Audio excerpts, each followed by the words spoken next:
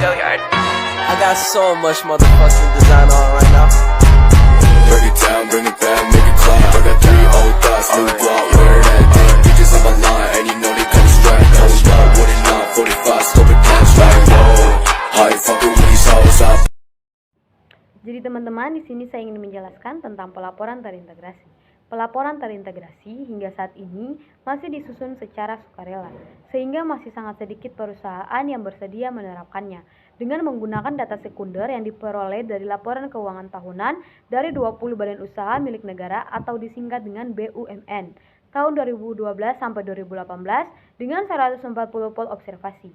Penelitian ini bertujuan untuk memprediksi pengaruh indikator kesehatan, keuangan, dan karakteristik perusahaan terkait ukuran, umur, dan jenis perusahaan atau industri pada luas lingkup mengungkapkan pelaporan terintegrasi BUMN yang terdaftar di Bursa Efek Indonesia atau disingkat BI. Analisis yang dilakukan pada penelitian ini meliputi analisis statistik deskriptif dan analisis inferensial. Penelitian ini memberikan bukti empiris bahwa indikator kesehatan keuangan dan ukuran perusahaan berpengaruh negatif terhadap luas pengungkapan pelaporan terintegrasi. Variabel umur dan jenis perusahaan atau industri tidak berpengaruh terhadap luas pengungkapan pelaporan terintegrasi. Hasil riset ini mengindikasikan bahwa sejalan dengan teori persinyalan atau signaling teori, semakin rendah tingkat kesehatan keuangan dan semakin kecil ukuran perusahaan, maka perusahaan akan semakin meningkatkan cakupan pengungkapan dalam pelaporan terintegrasi dengan tujuan untuk meningkatkan nilai perusahaan. Yang pertama yaitu pertemuan. Iklan pengantar konsep pelaporan keuangan telah berkembang secara dinamis dalam 20 tahun terakhir. Perkembangannya dianggap lebih cepat dan dibandingkan dengan dampak langsungnya terhadap pemangku kepentingan lingkungan sosial, bahkan lingkungan global. Perkembangan pelaporan tidak hanya fokus pada kinerja keuangan, tetapi juga pada penyampaian informasi non-keuangan yang terintegrasi atau integrated reporting. Konsep pelaporan terpadu ini muncul setelah diperkenalkannya konsep triple bottom line dan sustainability reporting. Konsep triple bottom line diperkenalkan oleh John Elkington 1988 dan mencakup 3 pilar utama yaitu people, planet, dan profit. Ketiga pilar tersebut merupakan ukuran untuk menilai keberhasilan perusahaan dengan 3 kriteria yaitu ekonomi, lingkungan, dan sosial. Berdasarkan konsep triple bottom line, perusahaan harus lebih mengutamakan kepentingan stakeholder daripada pemegang saham. Dalam konteks ini, perusahaan perlu menjadikan sustainability reporting sebagai bentuk komitmen perusahaan terhadap pembangunan ekonomi berkelanjutan dengan mempertanggungjawab sosial perusahaan yang menitik beratkan pada keseimbangan aspek ekonomi. Lingkungan dan sosial saat ini, perusahaan yang telah menerapkan pelaporan berkelanjutan masih menyajikan laporan tahunan, laporan keberlanjutan secara terpisah. Di satu sisi, laporan tahunan yang merupakan bagian dari pelaporan keuangan hanya berfokus pada penyediaan informasi tentang angka dan indikator keuangan perusahaan. Sedangkan Peraturan Otoritas Jasa Keuangan atau POJK nomor 51/POJK 03 tahun 2017 menyatakan bahwa laporan keberlanjutan adalah laporan diumumkan kepada publik yang memuat kinerja ekonomi, keuangan, sosial, lingkungan sesuatu lembaga jasa keuangan atau LJK. Emiten dan perusahaan publik dalam menjalankan bisnis yang berkelanjutan. Dengan demikian, kedua bentuk pengungkapan tersebut memiliki nilai manfaat yang berbeda bagi pengambilan keputusan. Pemisah ini sering seperti investor dan kreditur, karena informasi yang berhubungan yang disajikan seringkali dianggap tidak berhubungan. Akibatnya, berpengguna laporan keuangan kesulitan untuk menemukan informasi yang dibutuhkan. Sampai saat ini pemisah kedua laporan tersebut masih menuai pro dan kontra dari berbagai pihak. Oleh karena itu, diterapkan integrasi ke dalam proses pelaporan keuangan atau integrated reporting.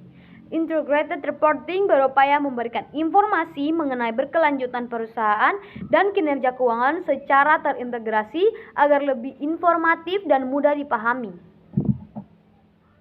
PricewaterhouseCoopers 2013 menjelaskan bahwa Melalui pelaporan terintegrasi, informasi akuntansi diharapkan lebih berkualitas ketika digunakan oleh pihak yang berkepentingan. Sebagai contoh, ketika investor berusaha mengambil keputusan dalam menentukan alokasi modal, pelaporan terintegrasi sangat penting dalam mendukung kejelasan kandungan non-keuangan sampai saat ini.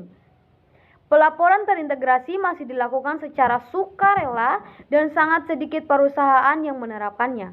Alasan kurangnya praktik pengungkapan Integrated Reporting atau IR diungkapkan oleh Sukari dan De Villers 2018 yang menyatakan bahwa HI saat ini belum diwajibkan dalam hukum manapun di seluruh dunia, namun IR sering diadopsi sebagai bagian dari voluntan yang mengungkapkan dalam penerapan tata kelola perusahaan.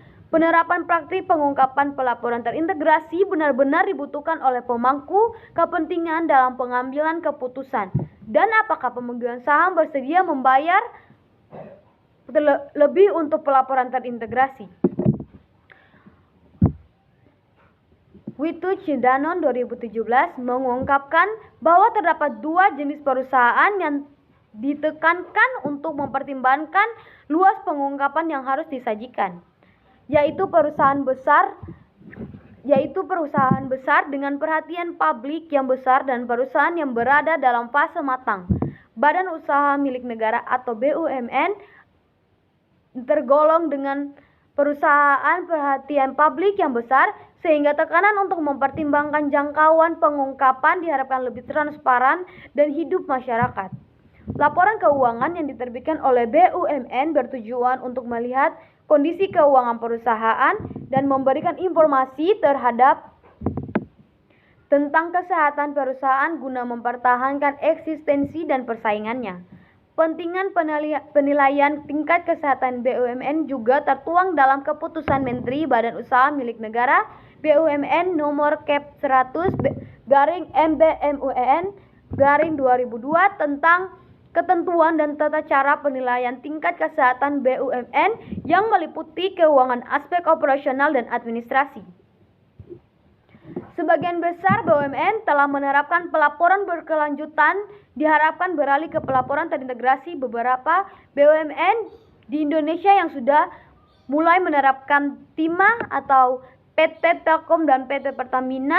Tidak hanya kesehatan keuangan yang dapat mempengaruhi luasnya pengungkapan pelaporan terintegrasi, tetapi karakteristik perusahaan juga dapat mempengaruhi luasnya pengungkapan.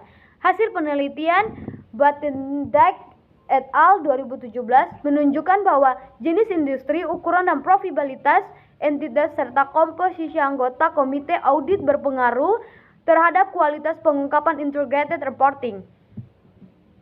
Penelitiannya masih fokus menganalisis pengaruh satu variabel keuangan yang diukur dengan pengaruh profitabilitas terhadap kualitas pengungkapan pelaporan terintegrasi.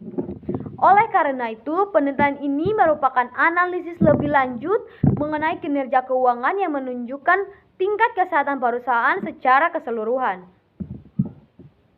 Penelitian sebelumnya mengenai hubungan antara kriteria perusahaan dan kinerja keuangan masih berhubungan dengan tugas pengungkapan tanggung jawab sosial Magnes 2006 dan belum menguji hubungan antara variabel dan luas pengungkapan pelaporan terintegrasi. Studi ini juga berupa memberikan informasi bagi investor saat ini dan calon investor untuk mengevaluasi tingkat kualitas pelaporan terintegrasi di BUMN. Evaluasi dilakukan melalui analisiskan karakteristik perusahaan dan kinerja keuangan yang diukur dengan tingkat kesehatan keuangan. Penelitian ini memiliki 3 tujuan. Pertama, mengevaluasi kinerja keuangan khususnya kondisi kesehatan pada aspek keuangan BUMN yang terdaftar di BI.